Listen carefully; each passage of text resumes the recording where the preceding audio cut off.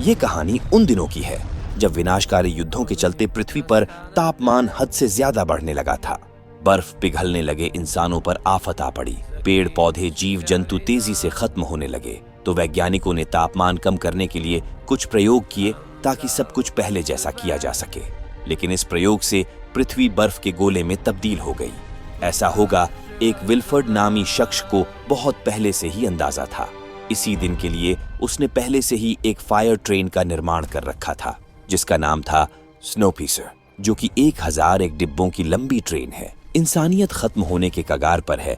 ऐसे में जिनके पास अथाह पैसा है उन्हें तो विल्फर्ड की ट्रेन की टिकट मिल गई, पर आम लोगों को ठंड में मरने के लिए छोड़ दिया गया।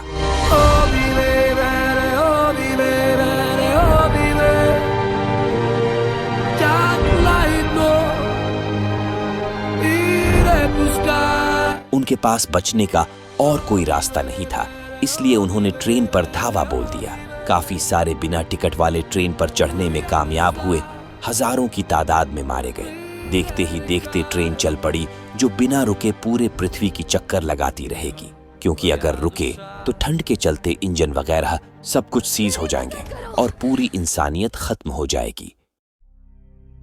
ये है एंड्रे लेटन, जो अब ट्रेन में जाने के लिए जद्दोजहद कर रहा है, क्योंकि खाने पीने की सारी सुख सुविधाएं आगे की बोगियों में है। इन्हें अंदर घुसने से रोकने के लिए कमांडर ग्रे डटे हुए हैं।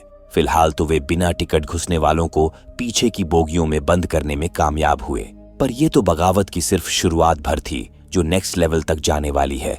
कमाल की सीरीज है जिसे एक व्यूअर के रिक्वेस्ट पे एक्सप्लेन किया जा रहा है। ये है इस ट्रेन की आवाज मेलेनी कैविल, जो प्रतिदिन की तरह सभी यात्रियों को सूचित कर रही है। आज स्नोपाइसर को चले 6 साल 9 महीने और 26 दिन हो चुके हैं। बाहर का तापमान है -120 डिग्री सेल्सियस, जिसका मतलब जिन्होंने स्नोपाइसर पर भरोसा जताया, दुनिया में सिर्फ वही लोग बचे हुए हैं। मिस्टर विल्फर्ड ने उन यात्रियों पर भी रहम बरपा जो बिना टिकट ट्रेन के पिछली बोगियों में जबरन घुस आए थे।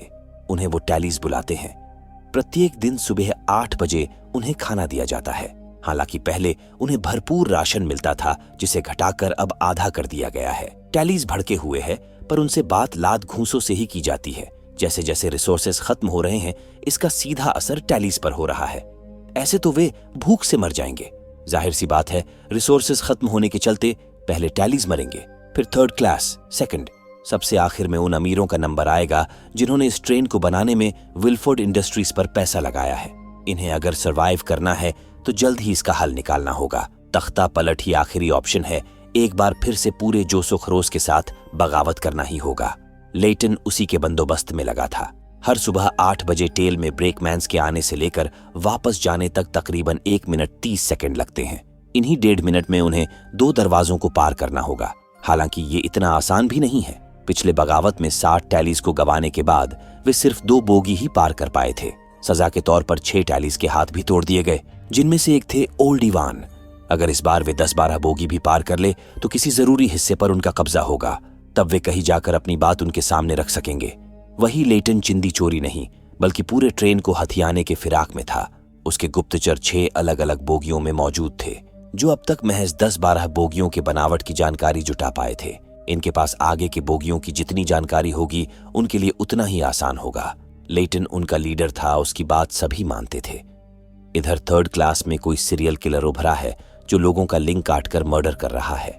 इससे पहले कि ये बात अब क्लास के यात्रियों में फैले, मेलेनी इस टॉपिक को हमेशा के लिए खत्म करना चाहती थी, क्योंकि अमीर लोग ठाट बाट से रहने के लिए विल्फर्ड इंडस्ट्री पर पैसे लुटाए थे, न कि डर के साये में रहने के लिए। मेलेनी ने रूथ वॉर्डल को इसकी जिम्मेदारी सौंपी। देखते ही देखते एंड्रे लेटन को पकड़ लिया गया। टैलीज चाहकर भी कुछ नहीं कर सके। बाकायदा लेटन को नहलाया धुलाया गया, मेडिकल जांच हुई, फिर जाकर बेस्ट नामी ब्रेकमैन उसे एक गुप्त रास्ते से लेकर अपने बॉस सैम रॉच के सामने हाजिर की। उसके सामने लजीज ब्रेड रखे गए। इन 6 सालों में पहली बार ब्रेड को देख उसकी आंखें चमक उठी, जुबान लपलपाने लगी। वैसे अगर वो चाहे तो ऐसे ही लजीज पकवान हर रोज खा सकता है, लेकिन इसके लिए उसे एक मर्डर केस सुलझाना होगा। भाई साहब, लेटन इस ट्रेन में इकलौता होमिसाइड डिटेक्टिव था। ये बात इस ट्रेन के मालिक मिस्टर विल्फर्ड को जैसे ही पता चली, उन्होंने लेटन को उठवा लिया। कुछ दिन पहले ही उस सीरियल किलर ने शॉन वाइज नामक शख्स के हाथ पैर तथा लिंग को काटकर मार डाला, जो कि एग्रीकल्चर डिपार्टमेंट में वर्कर था। उसके शरीर से हाथ पैर तथा लिंग गायब थे। इनके लाख समझाने बुझाने के बावजूद लेटन उनकी मदद करने को राजी नहीं हुआ, तो उसे वापस टेल में छोड़ने के बजाय जेल में डाल दिया गया। फिर हॉस्पिटैलिटी की हेड मेलेनी उससे मिली, बताई कि 2 साल पहले भी कुछ इसी तरीके से कत्ल हुआ था, जिसकी सजा एक निकी जेनेट नामी लड़की भुगत रही है। उनके लोग सही कातिल तक पहुंचने में नाकाम रहे, इसीलिए मिस्टर विल्फोर्ड चाहते हैं कि लेटन को ये केस दिया जाए। मतलब उसके पास ट्रेन डिटेक्टिव बनने का शानदार मौका है। यहाँ की हर चीज उसके लिए उपलब्ध होगी। वो जिस दरवाजे के पीछे जाना चाहे उसे खोल दिया जाएगा। उनके हरे भरे बगान देख लेटन भौंचक्का रह गया। पता चला कि इसी प्रकार के और 100 बोगियां हैं, फिर भी वे अपना खाना उनसे शेयर नहीं करते। ये है डॉक्टर तेजस, जिनके देख रेख में कैदियों को रखा जाता है, जो अपनी सजा इन ड्रावर्स में बेहोशी की हालत में काटते हैं। इन्हीं में निकी जेनेट को भी रखा गया है, जिसे 2 साल पहले कत्ल की सजा हुई थी। हालांकि असली कातिल तो अभी भी फरार चल रहा है। सस्पेक्ट वगैरह की जानकारी देना रोच के ऊपर छोड़ मेलेनी वापस लौट गई। निकी जेनेट 3rd क्लास के नाइट क्लब में सिंगर थी। ये इन्वेस्टिगेशन का सिलसिला पहले वहीं से शुरू किए। ये है इस नाइट क्लब की मालिका मिस ऑड्री, जिनके संगीत के हजारों दीवाने हैं। प्रोग्राम खत्म होने के बाद रॉच लेटन का उनसे परिचय करवाया। बताया कि इस बार कत्ल की तहकीकात लेटन कर रहा है। निकी जेनेट, जिसे 2 साल पहले कत्ल की सजा हुई थी, मिस ऑड्री उसकी खास फ्रेंड थी। वे साथ में ही सिंगिंग किया करते थे। जब उसे कत्ल के झूठे केस में फंसाया गया तो ऑड्री चाहकर भी उसे सजा से बचा नहीं सकी थी। उस पर जबरन कत्ल का इल्जाम लगाकर ड्रावर में डाल दिया गया। इस बार भी उन्हीं के क्लब की एक लड़की को निशाना बनाया जा रहा है। जब असली कातिल मिलता नहीं तो घानी उनके सिर गिराई जाती है। पता चला कि वो सस्पेक्ट कोई और नहीं बल्कि लेटन की पूर्व पत्नी ज़ारा थी। कुछ साल पहले टेल की एक महिला के लिए 3rd क्लास के नाइट क्लब में काम करने का ऑफर मिला था, साथ में 3rd क्लास में ही रहने खाने की जगह। पूरे टेल में एक ज़ारा ही थी जो गद्दार निकली। उसने टेल की लाइफ से छुटकारा पाने के लिए लेटन को भी छोड़ दिया, जो कि उससे बहुत प्यार करता था। खैर, ज़ारा के यहाँ आने के बाद उसकी लाइफ में शॉन वाइज आया। दोनों एक दूसरे से प्यार करते थे, पर कुछ दिनों पहले ही किसी ने उसे बड़ी बर्बरता से मार डाला और अब उसके कत्ल का इल्जाम ज़ारा पर लगने वाला है। बचने का कोई रास्ता नजर नहीं आ रहा था, इसलिए उसने उनको लेटन के बारे में बताया कि वो होमिसाइड डिटेक्टिव है। एक वही है जो उस कातिल तक पहुंच सकता है। मतलब इस तरह उन्हें लेटन के बारे में पता चला। दूसरी तरफ ओल्ड इवान के फांसी लगाने से टेल में मातम पसर चुका है। उनके मरने से बगावत की लहर फिर से जोर पकड़ने लगी है। देखते ही देखते बूढ़े इवान के नाम पर बगावत की गूंज उठने लगी, जिसकी अगुवाई पाइक कर रहा है। दूसरी ओर थी लेटन की प्रेमिका जोजी, उसका बेटा माइक और टेल का सबसे ताकतवर इंसान स्ट्रॉन्ग बॉय। इनके पास दरवाजा खुलवाने का सुनहरा मौका था। ओल्ड इवान ने फांसी लगा ली। नियम के अनुसार उन्हें लाश को फौरन वहां से हटाना होगा। सभी टेली हाथ में हरवा हथियार लेकर धावा बोलने के लिए तैयार थे। दरवाजा खुलते ही उन पर कहर बनकर टूट पड़े। कई सिक्योरिटी गार्ड मारे गए, कुछ भाग खड़े हुए। इनका स्ट्रॉन्ग बॉय अकेले दर्जनों पर भारी पड़ रहा था। दरअसल इसी दिन के लिए टेलीज अपने हिस्से का थोड़ा थोड़ा खाना जोड़कर उसको खिलाया करते थे। ले दे के मुश्किल से अभी वो 2 बोगी कब्जा किए होंगे, तब तक इस विद्रोह की खबर मेलानी तक पहुंच चुकी थी। कमांडर ग्रे सभी विद्रोहियों को खत्म करने के लिए उतावले हुए जा रहे थे। बस इंतजार थी तो मिस्टर विल्फोर्ड के आदेश की। लेटन भी वहीं पर था। इस विद्रोह का सुन वो मेलेनी से उन टेली को आत्मसमर्पण कराने का रिक्वेस्ट किया, जिसे वो मान गई। उसे 3 मिनट दिए गए, जिसके बाद उन्हें खत्म कर दिया जाएगा। लेटन अपनी पहचान बताते हुए अंदर दाखिल हुआ तो अंदर का नजारा देख दंग रह गया। हर तरफ लाशें बिखरी पड़ी थीं। पाइक के ऊपर खून सवार था। उन्होंने बेस को बंदी बना रखा था। हालांकि ये तरकीब ज्यादा देर तक नहीं चलने वाली। उसने बताया कि हरवा हथियार लेकर पिछली बोगी में सैकड़ों तैयार बैठे हैं। सिर्फ 2 मिनट में सबको मार डालेंगे। इससे बचने का लेटन के पास एक तरकीब था, पर इसके लिए उन लोगों को आत्मसमर्पण करना होगा। आत्मसमर्पण का नाम सुनते ही वे बौखला उठे। काफी मशक्कत के बाद वो लेटन की पूरी बात सुनने के लिए तैयार हुए। उन्हें ड्रावर में रहने की सजा मिलेगी, जहां से बाहर निकालने का जिम्मा लेटन का होगा। दरअसल वे उसे ट्रेन डिटेक्टिव बना रहे हैं। सिर्फ कुछ दिनों में ही लेटन ने 130 बोगियों का जायजा लिया है। उनके पास इंफॉर्मेशन होगी तभी वो जीत पाएंगे। ट्रेन पर कब्जा करने का जो ओल्ड इवान का सपना था, उसे पूरा कर सकेंगे। काफी समझाने बुझाने के बाद बचे हुए 3 बागी आत्मसमर्पण किए। उन्हें पूरी जिंदगी ड्रावर में रहने की सजा मिली। हालांकि रूथ और कमांडर इससे संतुष्ट नहीं थे। तब मेलेनी ने किसी का हाथ तोड़कर मामले को बराबर करने का फैसला किया। उनमें एक बच्ची थी जो विद्रोह के दौरान उनकी मदद कर रही थी। उसी के हाथ को तोड़ने की घोषणा की गई। ये जान उसकी मां के साथ साथ पूरे टेलीज का कलेजा दहल उठा। वे तुरंत उस बच्ची को पकड़कर सजा के लिए तैयार करने लगे, मानो उनके अंदर रहम नाम की कोई चीज है ही नहीं। तब उसकी मां उसके बचाव में आगे आई। उसने कबूला कि उसे बागी बनाने में उसका हाथ है, इसीलिए बच्ची की जगह सजा उसे मिलनी चाहिए। चलो, कोई तो है जो अपनी गलती खुद मान रहा है। रूथी उसकी बात मान बच्ची को जाने दी, जिसके बाद उस औरत के एक हाथ को -120 डिग्री में जमने के लिए बाहर कर दिया गया।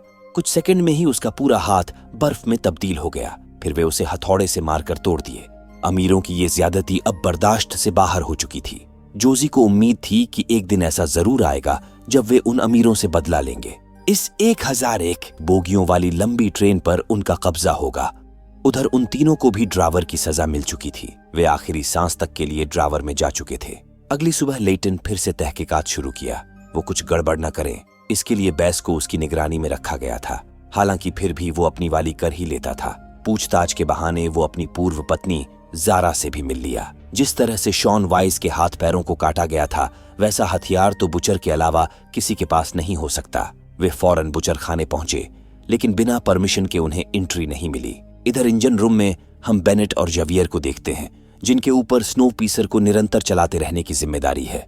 पर लगता है कि आज उनकी सामत आने वाली है। सामने एक विशाल बर्फ का पहाड़ टूटकर ट्रेन की पटरी पर आ गिरा, जिससे ट्रेन की इंजन रूम में एक जोरदार झटका महसूस हुआ और फिर अचानक एक भयंकर आवाज आई। बेनेट और खवियर ने एक दूसरे को घबराए हुए देखा, लेकिन स्थिति की गंभीरता समझते हुए दोनों तुरंत नियंत्रण का प्रयास करने लगे। बर्फ की इस आपदा ने पूरे ट्रेन को डावाडोल करके रख दिया था। वही ट्रेन की वो बोगियां जिनमें जानवर वगैरह थे, उनके विंडो टूट गए। वहां जितने जानवर और इंसान थे, सबके सब क्षण भर में जमकर बर्फ में तब्दील हो गए। हालांकि कुछ ही देर में सब कुछ नियंत्रित हो गया। जो बला आई थी वो काफी कुछ नुकसान पहुंचाकर टल गई। 2 मिनट के लिए इनको भी फ्रीजर चेक करने की परमिशन मिल गई। फ्रीजर में तो कुछ नहीं मिला, शायद वेंटिलेशन के अंदर कुछ था। साथ ही साथ लेटन के हाथ एक पिन लग चुका था। वो बेस को काम पर लगाकर चुपके से उस पिन को छिपा लिया, जो आगे चलकर उसके काम आने वाली है। वेंटिलेशन के खुलते ही बेस का कलेजा, दरअसल उस सीरियल किलर ने शॉन वाइस के कटे हुए हाथ पांव इसी के अंदर रखे थे। हो सकता है कातिल इन्हीं बुचर्स में से कोई एक हो। ऐसा मुमकिन तो है, पर कातिल पुलिस को गुमराह करने के लिए भी ऐसा कर सकता है। पर पूछताछ के लिए कोई बुचर बचा ही नहीं। इस आपदा में सारे के सारे मारे गए। वही एक बला टल्ली नहीं, दूसरी सर पे खड़ी थी। ट्रेन चढ़ान पर थी, बिजली की खपत ज्यादा हो रही थी, निरंतर पावर सोर्स की जरूरत थी। लोड कम करने के लिए इनके पास 3 ऑप्शंस थे। या तो कृषि पद्धति में खपत हो रहे बिजली की सप्लाई काट दे, जिससे फसलों को नुकसान पहुंचेगा, या फिर अमीरों की जकूजी बंद करवाए। नहीं तो 2 दिन के लिए टेल के पानी का सप्लाई रोक दे, वरना अगर उनकी रफ्तार धीमी हुई तो इसी माउंटेन पर फंसकर सभी मारे जाएंगे। पानी बंद करना उचित विकल्प नहीं था। कुल ऑप्शंस पर विचार करने के बाद मेलेनी ने 2nd क्लास और 3rd क्लास को दिन में 15 मिनट पानी देने का निर्णय लिया। वही यूज किए हुए पानी से टेल को काम चलाना पड़ेगा। बिजली बचाने के लिए वे टेल में ब्लैकआउट करवा दिए। बेचारे 7 सालों में सूरज की एक किरण तक नहीं देख पाए थे, ऊपर से ये ब्लैकआउट। पर उनको फुसलाने के लिए मेलेनी ने अलग से जुगाड़ बना रखा था, ताकि विल्फोर्ड में उनका भरोसा बना रहे। इसके तुरंत बाद रूथ टेल के लोगों के लिए खुशखबरी लेकर आई। अनाउंस करके बताई कि उनके इतने विद्रोहों के बावजूद मिस्टर विल्फोर्ड ने उन पर रहम किया है। 3 बच्चों को अप्रेंटिसशिप के लिए चुना गया है, जो 1st क्लास में रहकर पढ़ाई करेंगे, जिनमें से एक जोजी का बेटा माइल्स भी था। हालांकि माइल्स उसका सगा बेटा नहीं था। 7 साल पहले माइल्स के पेरेंट्स इस ट्रेन में चढ़ नहीं सके थे। तब जोजी ने ही माइल्स को बचाया, ऊपर से पाल पोष कर बड़ा भी किया। मतलब वो उसकी टेल मम थी, जो उसके जाने से काफी दुखी थी, क्योंकि अब वो फिर कभी मिल नहीं सकेंगे। जाते जाते माइल्स दिलासा दिलाता गया कि लेटन का तरकीब काम करेगा। वो ट्रेन पर कब्जा करने बाद दोबारा जरूर मिलेंगे। इधर हमें डॉक्टर तेजस की एक नई बात पता चली। 2 सालों से देख रेख करते करते वो निकी जेनेट को पसंद करने लगा था। उसके गुप्तांगों की साफ सफाई करने के लिए उसने एक आदमी से रेजर का सौदा किया, जिसके लिए उसने शॉन वाइस के हाथ से एक चीप निकाला, जो कि एक्सेस की था। मतलब ये छोटा सा यंत्र 2nd और 3rd क्लास के किसी भी दरवाजे को खोलने की कुंजी थी। यहीं पर एक सवाल उठता है, आखिर शॉन वाइस कौन था, जिसके पास पूरे 2nd और 3rd क्लास की एक्सेस की थी? उस सीरियल किलर ने उसे ही क्यों मारा? खैर जो भी हो, इस एक्सेस की का सौदा काफी जगहों पर हुआ। ये की एक हाथ से दूसरे हाथ जाते जाते आखिर में सेकंड क्लास के एक ड्रग माफिया के पास पहुंचा जिसका नाम था पैट्रिक। बात करें शॉन वाइज के मर्डर केस की तो उसकी जांच की रफ्तार काफी धीमी पड़ चुकी थी। तब जाकर मेलेनी ने सच्चाई उगला। बताया कि शॉन वाइज इस ट्रेन के कर्ता धर्ता विल्फोर्ड का जासूस था।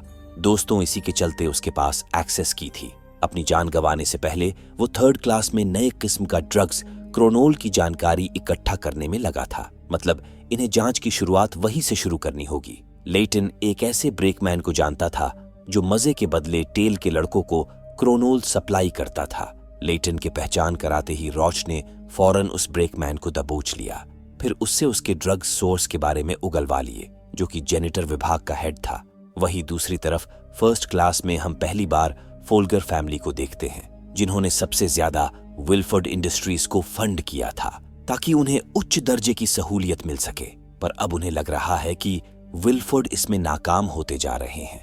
मतलब सीरियल किलर और टेल की बगावत की खबर इनके बीच भी आम हो चुकी थी।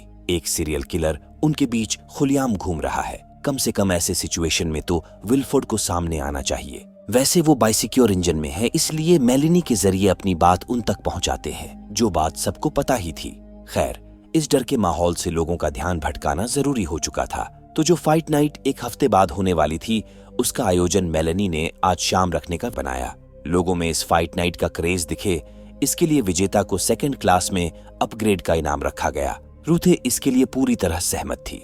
शीघ्र ही फाइट नाइट के आयोजन का अनाउंस कर दिया गया। उस ब्रेकमैन के सोर्स तक पहुंचने का यह सुनहरा अवसर बन सकता है। इसलिए मेलेनी ने फाइट नाइट में जाने के लिए लेटन को भी इजाजत दे दी।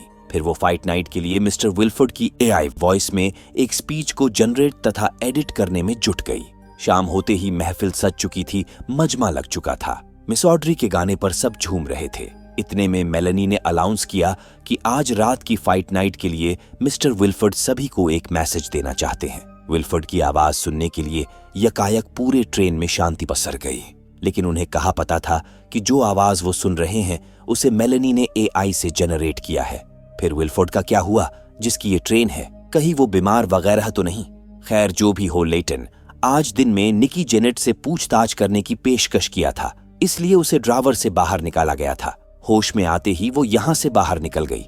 इधर मौका देख लेटन जारा से मिला। उसे जेनिटर विभाग के हेड के बारे में जानकारी चाहिए थी, तो जारा ने उसकी पहचान कराई। साथ ही साथ अपना रिंग भी दी ताकि इस रिंग का लालच देकर वो पैट्रिक का मुंह खुलवा सके। उधर निकी जेनेट गिरते पड़ते यहाँ आ पहुंची। तभी बेस ने उसे देख लिया। फोल्गर फैमिली की नजर भी उसी पर टिकी थी। दरअसल वे निकी को पहचान गए, जिसे 2 साल पहले कत्ल की सजा हुई थी। पर वो बाहर क्या कर रही है? ऊपर से कुछ देर पहले वो ट्रेन डिटेक्टिव भी दिखा था। हो ना हो, मामला जरूर गड़बड़ चल रहा है। ये है रॉबर्ट फोल्गर की बेटी एलजे, जो कि बहुत नकछड़ी है। उसका बाप उसे सर पर बिठाकर रखता है। काफी तामझाम के बाद पैट्रिक लेटन से मिला। उसे लाइन पर लाने के लिए लेटन ने पहले ही उसके क्रोनोल के व्यापार वाली पोल खोल दी। हालांकि वो चाहे तो इसे राज रख सकता है, बशर्ते पैट्रिक को उसके कुछ सवालों के जवाब देने होंगे। लेटन उसे काम का आदमी लगा। ऊपर से वो टेल से था, तो कोई दिक्कत की बात नहीं थी।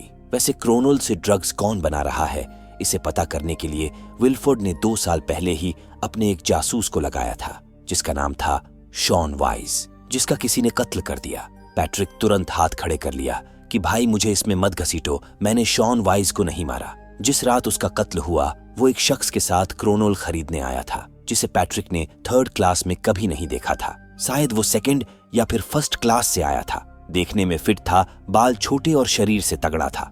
वैसे इस केस के अलावा लेटन के पास एक और अहम मुद्दा था।